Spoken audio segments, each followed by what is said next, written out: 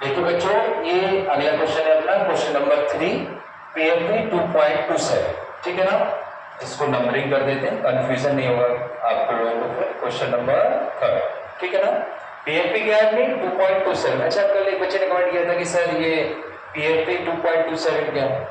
It means ये 2 है, ये आपके चैप्टर का नाम है, नंबर है, chapter number 2 unit and dimension. And 0.27 ये पेज नंबर है जहां पर आपको ये पीएफपी मिलेगी। ठीक है ना, और कुछ नहीं है। मैं इसलिए बोलता हूँ ताकि आप लोगों को आसानी रहे, वीडियो से कनेक्ट कर पाए आप यहाँ से और अपने बुक के अकॉर्डिंगली आप क्वेश्चन को मैच कर पाए। इसलिए लिख देता हूँ कि आपको ढूंढने में परेशानी ना हो। ठीक है ना, चलिए अब देखते हैं क्वेश्चन नंबर 3। क्वेश्चन नंबर 3 क्या कह रहा है, the density of mercury is 13.6 gram centimetre की पावर -3 इन CGS सिस्टम। ठीक है ना, then find its value in SI system. No problem, आसान क्वेश्चन। मरकरी की डेंसिटी दी है, सबसे पहले डेंसिटी का डायमेंशन फॉर्मूला लिखेंगे अपन लोग। डायमेंशन फॉर्मूला क्या होगा इसका, m L to the power -3। ठीक है ना, यहां से a की वैल्यू अपने पास 1 और L की वैल्यू अपने पास, सॉरी B की वैल्यू क्या होगी यहां से -3। ठीक है ना, लिखिएगा फटाफट। CGS सिस्टम में वैल्यू अपन को गिवन है N1 इक्वल टू 13.6 एंड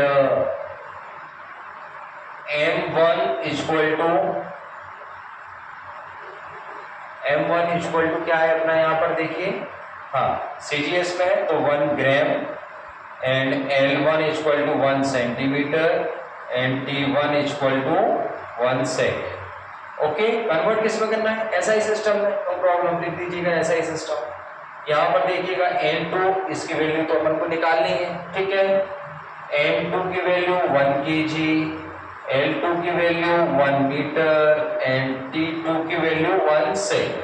ठीक है ना, फॉर्मूला अपन लोगों को पता है, लगातार लगाते हुए चले जा रहे हैं। कौन सा इस्तेमाल होगा, N2 equal to N1 into M1 upon M2 power A and L1 upon L2 power B। ठीक है ना, T इसलिए नहीं लिखा क्योंकि अपने डायमेंशन फॉर्मूले में नहीं, तो आवश्यकता ही नहीं है, जरूरत ही नहीं है, इसकी रिक्वायरमेंट ही नहीं है। ठीक है ना, N2 इक्वल टू N1 की वैल्यू अपने पास में क्या गिवन है 13.6। ठीक है, लिख देंगे यहाँ पर 13.6। M1 की वैल्यू क्या है बेटा 1 ग्राम और M2 की वैल्यू 1 kg, इसको कन्वर्ट कर लेंगे 1 अपॉन के 1000 ग्राम। ठीक है ना, पावर A की वैल्यू 1 है, नो प्रॉब्लम। ठीक है, पुट कर देंगे A की वैल्यू यहाँ पर। फिर क्या है L1 कितना दिया है 1 सेंटीमीटर। ठीक है, लिख लेंगे। L2 की वैल्यू 1 मीटर, इसको सेंटीमीटर में कन्वर्ट करेंगे तो 100 हो जाएगा यहाँ पर। B की वैल्यू अपने पास में -3 है। ठीक है, इसकी पावर -3 लिख देंगे। ठीक है, चलिए अब देखते हैं क्या करना है। N2 इक्वल टू 13.6 और इंटू 1 अपॉन के 10 to the power 3 into 1 upon 10 to the power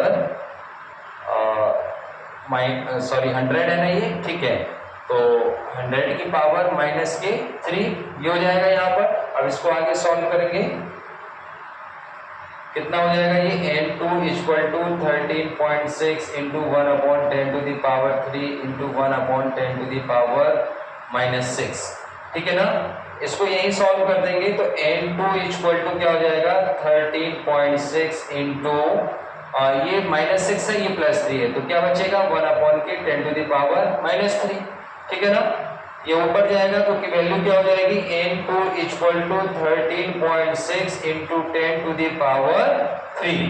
देखिए ये SI सिस्टम में आपके पास वैल्यू थी ना, कन्वर्ट किस में कर रहे थे वो लोग SI सिस्टम में, सॉरी CGS सिस्टम में वैल्यू थी, कन्वर्ट SI में करना था। तो यूनिट क्या लिखेंगे अपन लोग यहाँ पर इसकी, किलोग्राम अपॉन मीटर क्यूब। ठीक है ना, ये N2 की वैल्यू है जो अपन लोगों को निकालना। दैट्स ऑल, यही अपना आंसर। Thank you.